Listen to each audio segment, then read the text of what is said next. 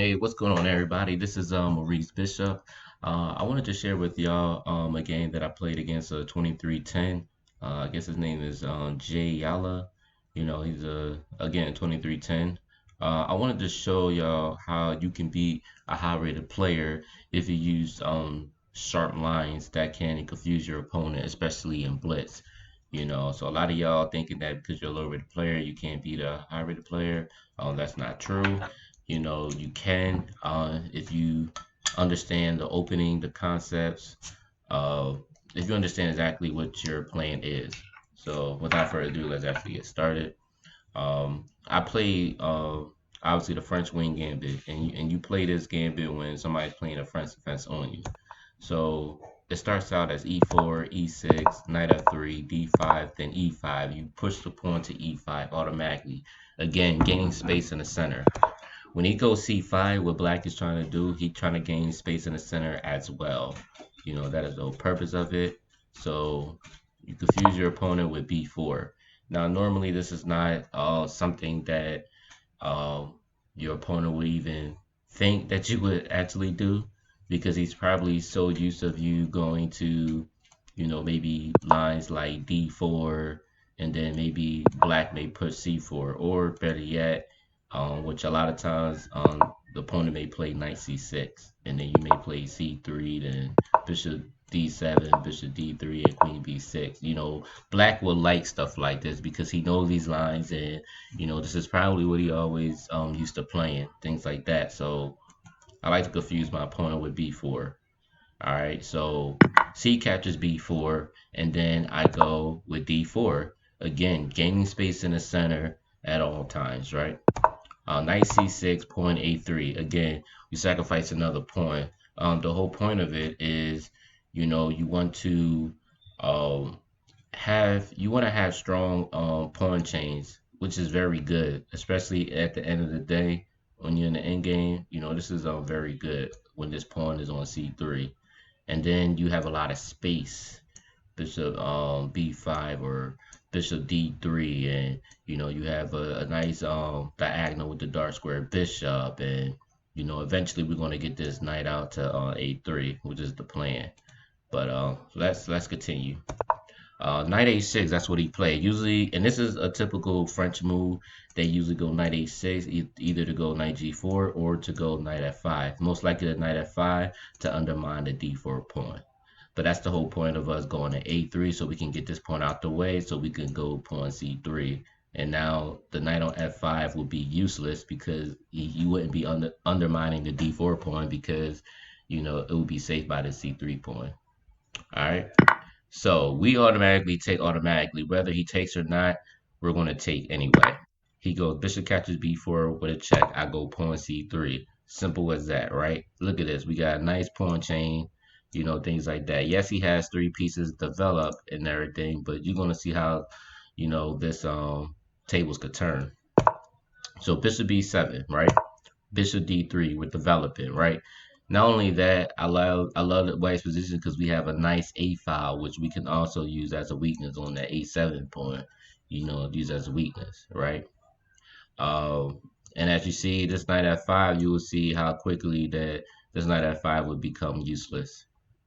All right, so we're about to see that in a minute. Knight at 5. He goes knight at 5. Right now, knight at 5 is literally is useless after knight at 5 because you can't go to g7. You can't go knight a6 because we got bishop that we could take.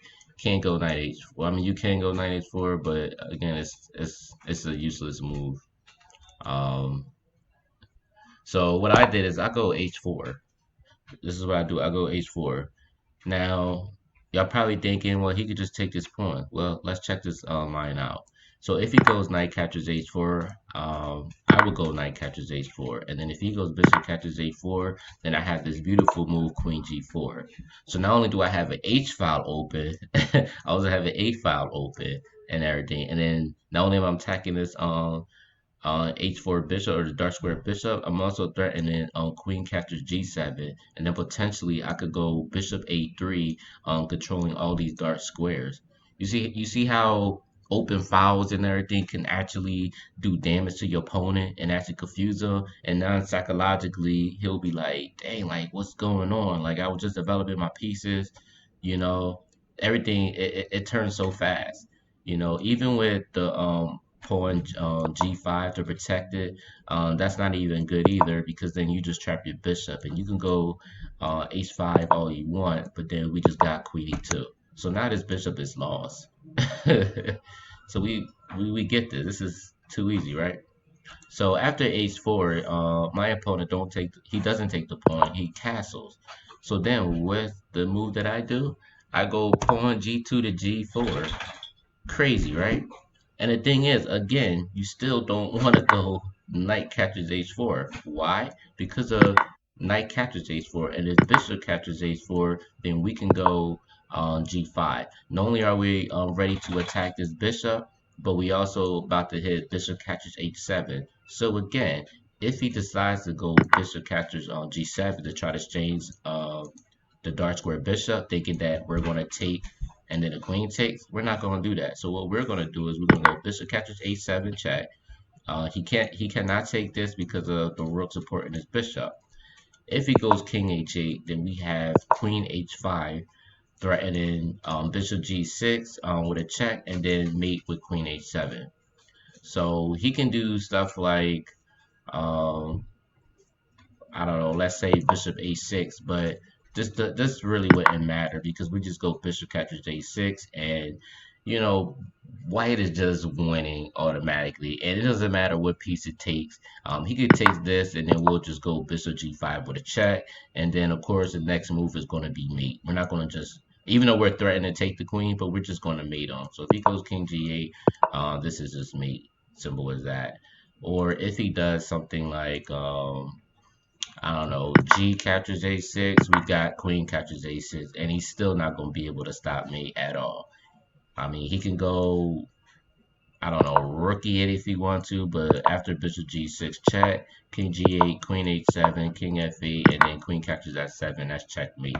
So this is just like, this is crushing, and it's an easy opening to, it's a very easy opening to not really memorize because you don't really gotta memorize it. It's kind of like common sense stuff, you don't gotta remember like so much variation lines, but if you really like go over with yourself and everything, analyze it, you'll see that it's a really tactical opening, and especially if you're an attacking player, you can do well with beating a high rated player with openings like this. All right. So after he goes on knight h6 or whatever, he just figured, this is the only thing I could do.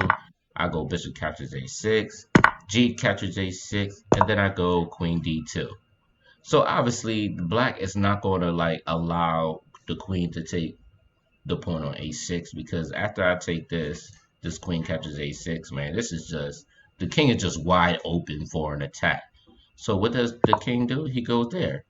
With my next move, I go pawn g5, right? Obviously, he's not going to take this. If he takes this, you might as well just give up after this. You might as well just give up. It's not even worth it at this point.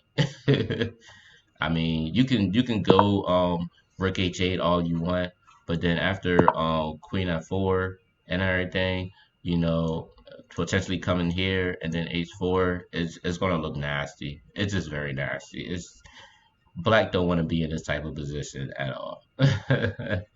Just letting y'all know. All right, so I go g5, he go h5, and I go knight h2. Now with this move, it just seems like the knight is just it's just like a useless move. That's what it just looked like. But the whole point of going knight h2 is because after b5, I go queen e2, and now there's no defense against me taking this pawn at all. All right. So he sees this, and he sees that after I come here, I'm already threatening checkmate after this one. It's just bananas with this, right?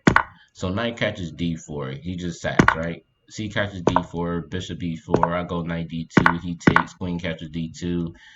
He has no more checks because I have my rook guarding it and I have my queen guarding it. It's just nothing he can really do. He goes b4. I go queen e2. He goes h6. Queen catches h5, and then after h catches g5, queen h7 checkmate.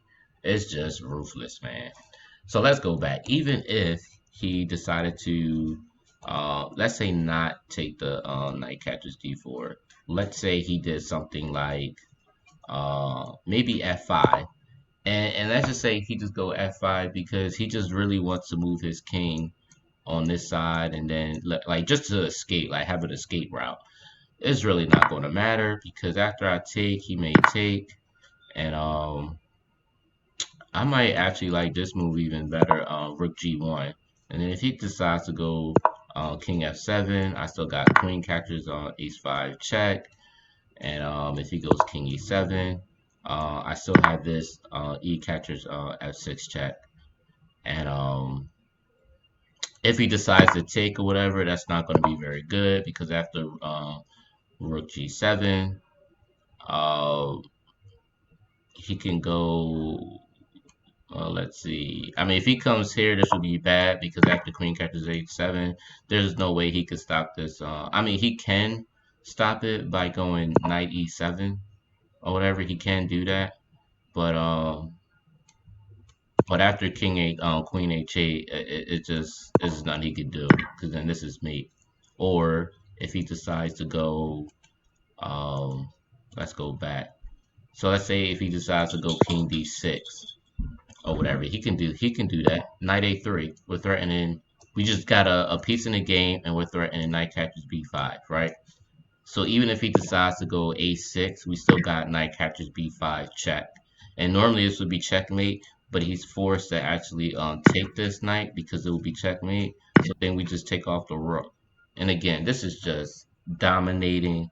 This is just bananas. I literally recommend for all y'all that are like low rated players and you want to beat high rated players.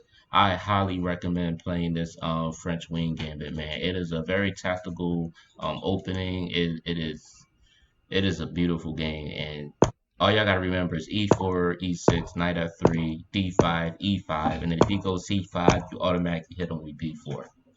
And then if he takes, you go d4, grab the center automatically. Knight c6, a3. Um, it doesn't matter where he goes. Even if he comes somewhere like let's say he takes. If he takes, we're not going to take back yet. We're just going to go pawn c2 to c3. Grab that center. This pawn is already lost. We don't have to worry about it. I've seen variation when people just go rook a2 because they know it's going to be lost, but it doesn't matter. Rook captures a2 is great, right? Maybe knight e7, knight a3. Um, I don't know. Maybe Queen C7. Now this is a lot of I play this a lot, and I see a lot of high rated players will even play Queen C7, but this automatically loses because after Knight B5, maybe Queen B6, we automatically got Knight D6 check, and if he goes King D7, then we have Knight captures F7. This is just we're hitting his rook. We'll go. He may go Rook G8. We'll go Bishop D3, already hitting Bishop captures H7, trapping a rook. And then if he decides to go G6, we can actually, to be honest with you, y'all, we can actually go, I want to say Bishop A3, which is actually not a bad move at all. Because the thing is, if we can get this dark square bishop out the way, then we don't have to worry about this knight being taken away on d6 because that's a powerful square, and it's just black is just hopeless in this position, man. Just very, very hopeless. All right. So just always remember that, y'all. And like I said, I have other videos. Y'all look at my other videos. I have other videos with me playing the French Wing Gambit, some live games and everything. So definitely check that out. Um, all right, y'all. So I hope y'all really enjoyed this video. I hope y'all gained a lot of knowledge out of this. Please like, please share, please comment, please share your thoughts and everything. Look, like I said, y'all, I'm all about helping y'all getting better, sharing some tips and tricks with y'all in order to be high-rated players, to become a better chess player. I actually just registered my USCF membership because I had to renew it because it expired. So I definitely registered for that. I'm already planning to play in the World Open, which is in July at Philadelphia on Market Street at the Marriott Hotel. So I'm definitely going to be playing there, and it's 9 rounds. So I'm definitely been prepping and training for it and stuff. So definitely I'll definitely be showing y'all videos of my live games, whether win or loss, it doesn't matter. I still show y'all lost games even on live blitz, so it doesn't really matter.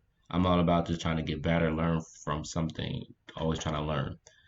All right, so thank y'all guys for watching my videos. Thank y'all for subscribing. I really appreciate y'all really watching, things like that. And also, y'all, please, please, please do not forget to subscribe. If you really, really like this video, and if you really feel like you gained something from it, man, just subscribe, man, because I'm gonna be posting a lot of other videos. As y'all know, I post every single day. Sometimes in the morning, sometimes in the afternoon, definitely at night. But I do it all the time. I probably post like 3 videos a day, every day, consistently. So definitely check out all my other videos and everything. And again, don't forget to subscribe.